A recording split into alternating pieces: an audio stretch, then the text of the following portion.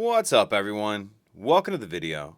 Today we're going to take a look at how to replace the battery in this Audi remote key fob. This Audi key fob is going to use replacement battery CR2032, and I'll put a link in the description box of this video to where you can purchase these batteries if you're in need. So the first thing we're going to do is remove the emergency key that's on the bottom of the key fob. That's done by pressing this button here on the back that my thumb's on, and then the emergency key will pull out like that. After we get the emergency key out, what we need to do is pull this center piece out.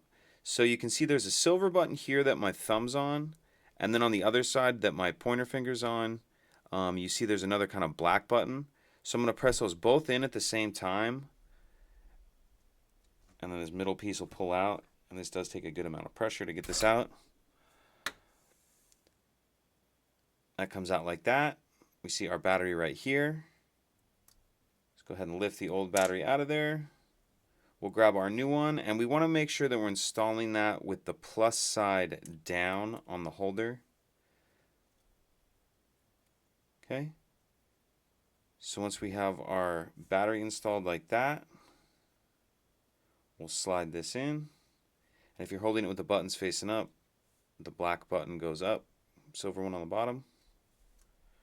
Make sure that slides all the way in. Put our emergency key back in, and that's it.